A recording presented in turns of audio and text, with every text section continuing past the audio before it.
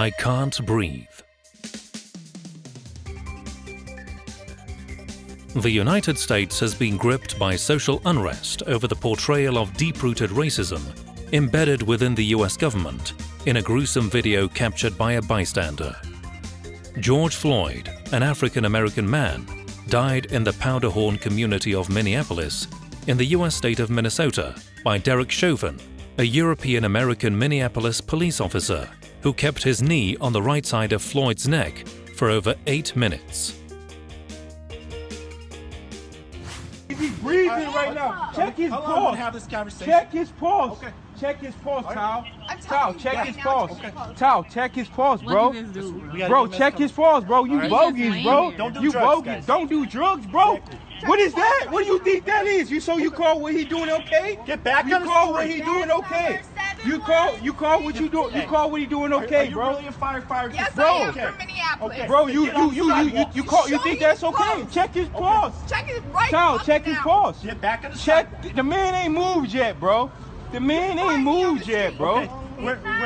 Minneapolis. Okay. Bro, you're a bum, bro. You're a bum, bro. You're definitely a bum, bro. Tell me what it is. Tell me what his pulse is right now. Check the pulse.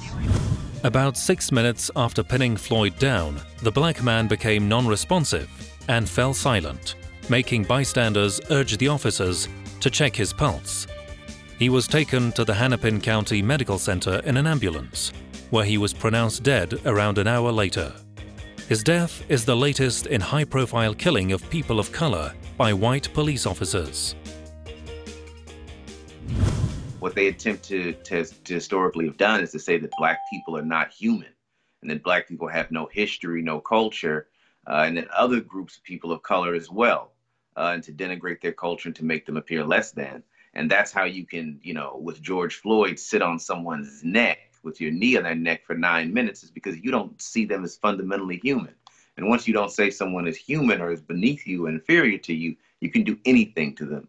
You can murder them in the street, you can shoot them with impunity, and then say it was, is because it make them appear to be the criminal.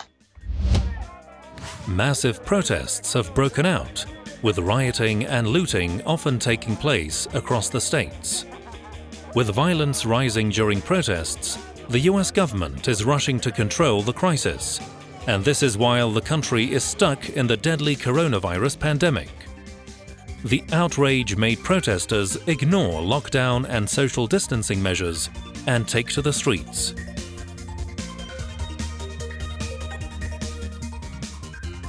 It is not just black people who are angry. It is the world that is angry. Because it doesn't take a lot to make an evil act, but it takes a lot of us to bring down the system that caused that evil act. So let me say what President Obama had said: you have been heard. This is no longer just a black parade. This is a parade of all kinds of races and cultures. Floyd was detained after he reportedly bought a pack of cigarettes from Cup Foods, a grocery store, using a fake $20 bill. Floyd, who had been living in Minneapolis for several years, lost his job due to the coronavirus pandemic. He was a frequent customer at the store and had never caused any troubles there, according to the store owners. The manner of Floyd's death was determined to be homicide after 2 autopsies. Chauvin, who is 44, has since been charged with murder. I think the murder of George Floyd was a lynching in broad daylight, and we must continue to protest and demand justice. We must continue to demand that the 4 officers, not only one, but all 4 of them, the killer and his accomplices, are charged and are convicted. And we must continue to disrupt life as usual, because when we have done it differently in the past, it has not brought change. And I'm very proud of the people that are outside, regardless of the pandemic. Everybody's risking their lives, coming to the streets to advocate for justice. I can't breathe, man. Please. What do you want? I can't breathe. Please, the knee in my dick. I can't breathe shit. Floyd repeatedly whispered in the last moments before his death that he could not breathe, reminding the American nation of police-involved shootings and killings of unarmed black people in the hands of white police officers in recent years, and the formation of the Black Lives Matter movement. "I can't breathe" has become a rallying cry for police brutality against people of color. I can't breathe! I can't breathe! This one black man took a kneel for police injustices, and he was alone. There was a palpable fear. You could feel it in the air. We were all scared for his life. For some reason, it struck me. I felt like my purpose there was not to be behind him. I felt like my purpose there was to be in front protecting him. And at which point, I just completely acted on impulse and walked up, stood in front of the man, with my arms up. Jason says in that instant, he felt no fear. I was not afraid, and that is largely because of my skin color. Yes, baby! That one action was a catalyst for all of us to move forward in solidarity. Let's go! The brutality has been building up since the early 1980s, but started to get more attention in recent years. More than any other US institution, American police departments are gripped with bigotry, with high costs for particular communities such as the black people. Violation of human rights by US police appears to be an everyday phenomenon, another instance of which happened to be recorded and shared with the world. You see the United States functions as a colonial occupation force, even within its own borders, particularly when it comes to black communities and other communities of color. So people are going to begin to see the true nature of America. We could even discuss more the Africa Command that was started in 2008, that was increasingly militarizing the relations between the U.S. and Africa. And you see the way that the United States treats black people in the U.S. As I said earlier, those weapons that are being used in the military are being given to police departments all over the country, and then now are being used as this domestic occupation force to repress political activity of black people and other radical and progressive people in the United States. The US government's systemic campaign of crackdown on African Americans has particularly mounted since Trump appeared in the White House. With hate, xenophobia, and Islamophobia being actively promoted by certain pro-Trump groups, the true face of the United States' claims of leading the free world and protecting the human rights is laying bare.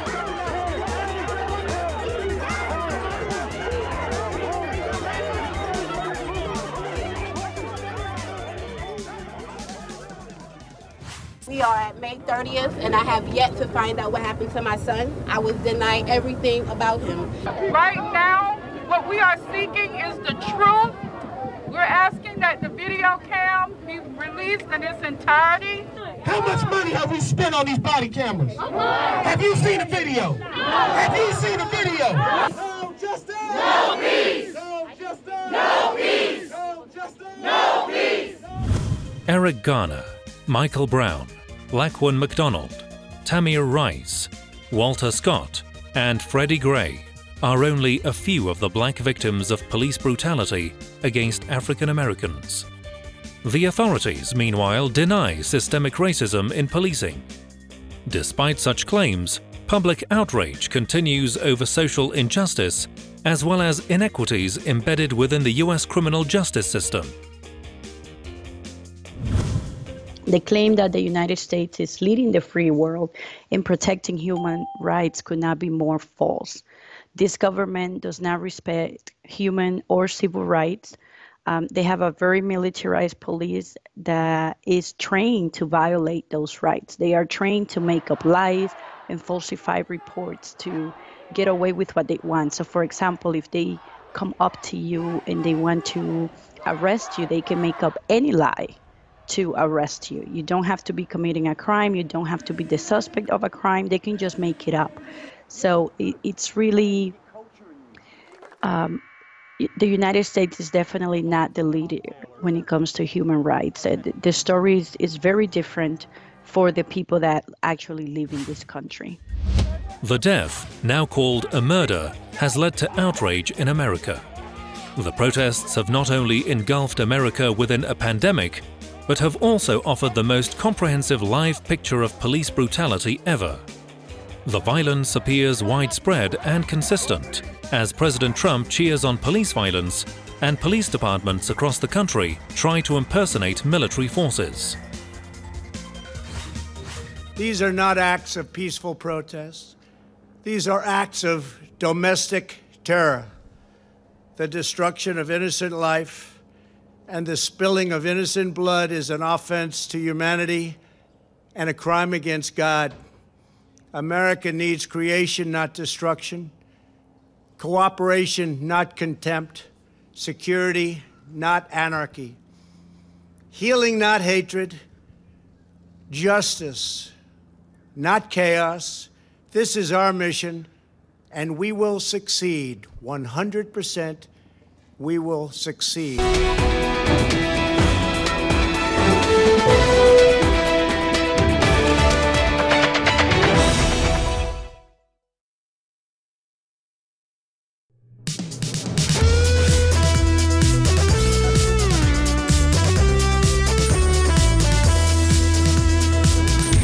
I can't breathe.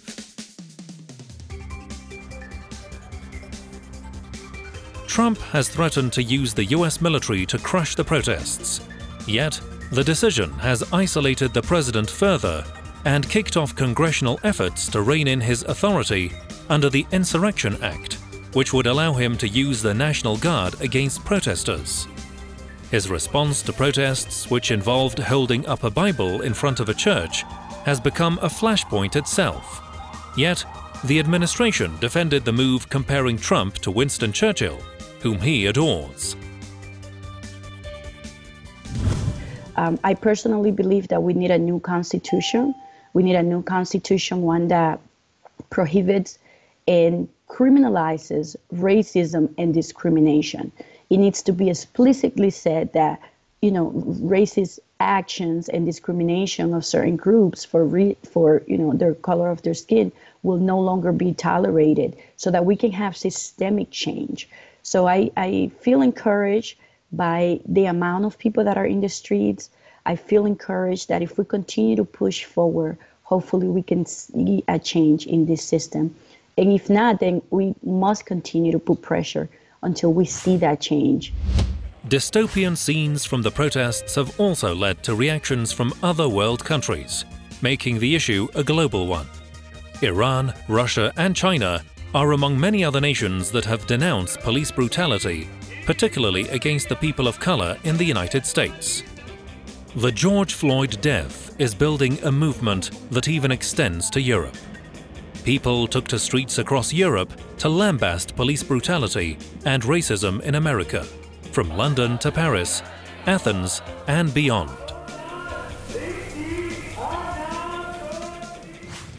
What is your message to President Trump on their behalf?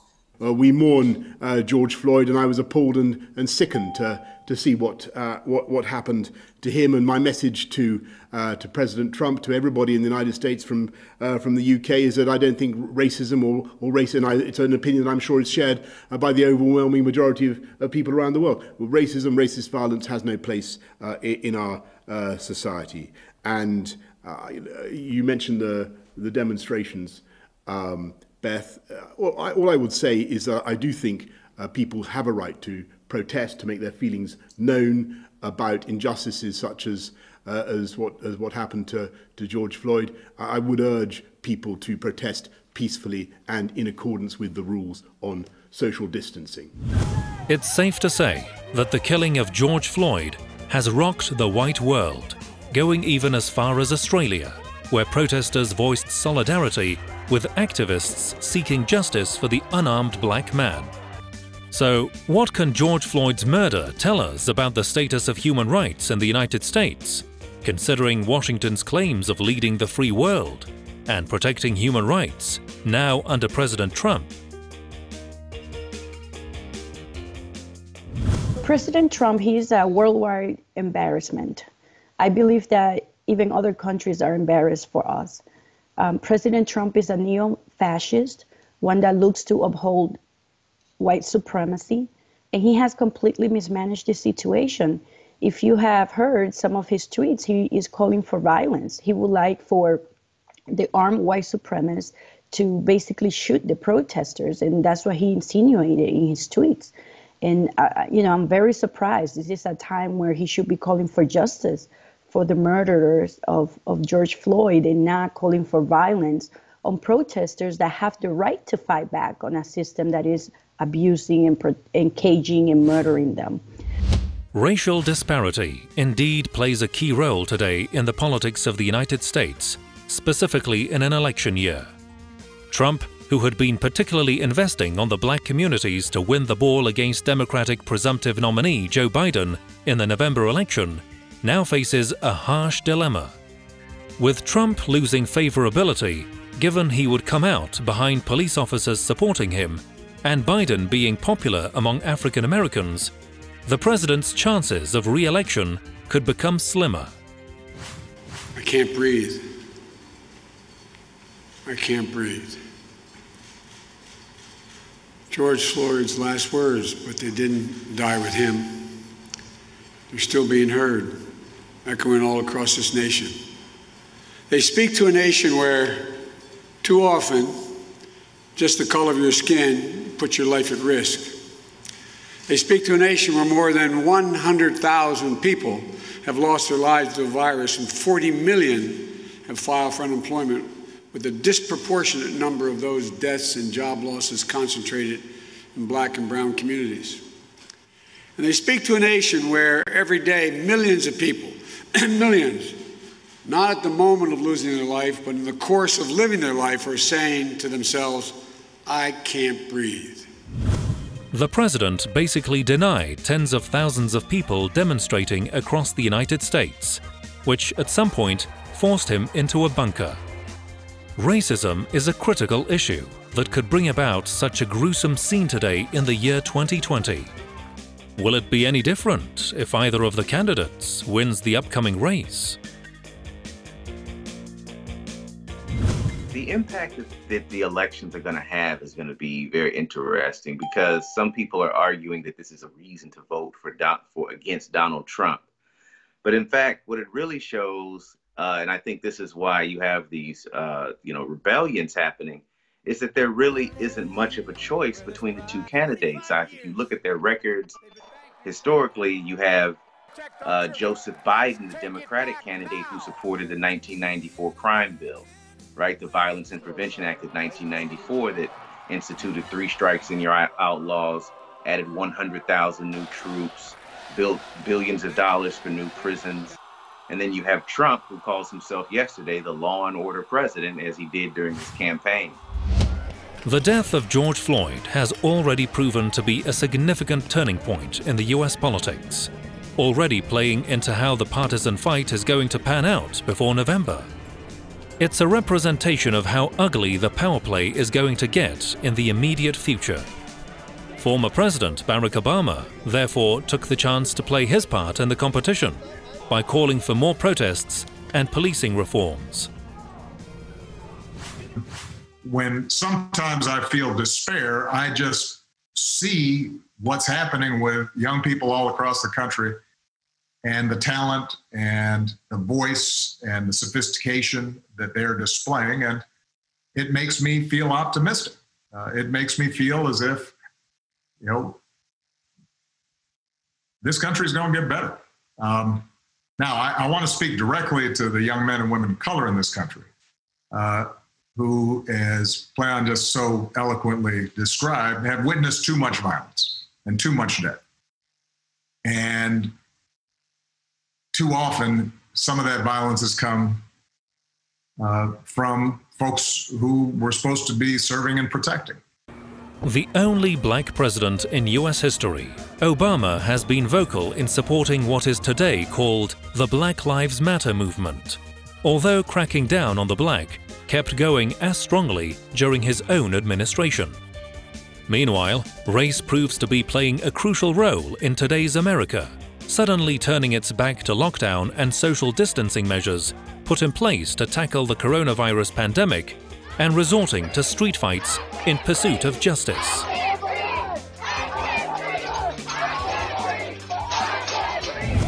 You know, some people have been making some kind of a bad joke to say that when the coronavirus presented itself here in the United States did not have protective equipment for the healthcare workers, did not have enough masks. But now when it comes to rioting and the protesting in the streets, the police has all of the protective equipment and more.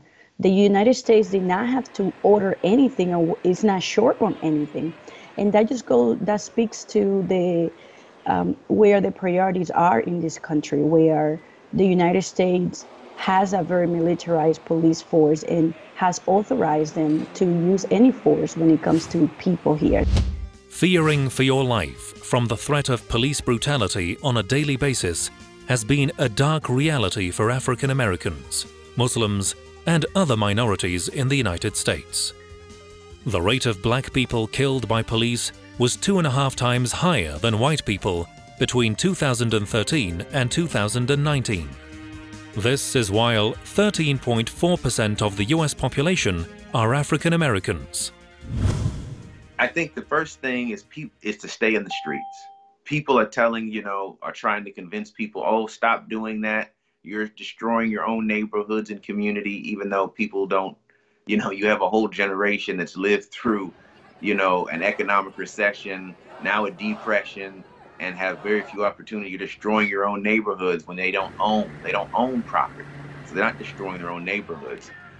They're destroying, Target isn't theirs and these other places. But I think it's just the most important thing to do is to stay in the streets. Don't let people, the Democratic Party, co-opt the work that you're trying to do. And to understand that every social movement, whether it's the Black Liberation Movement, in the 1960s included rebellions.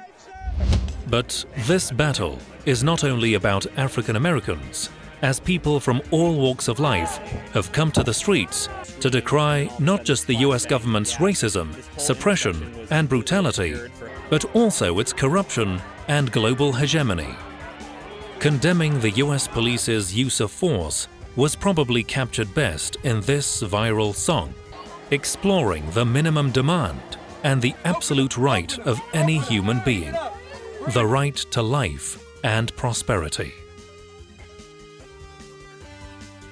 I just wanna live. God protect me. I just wanna live.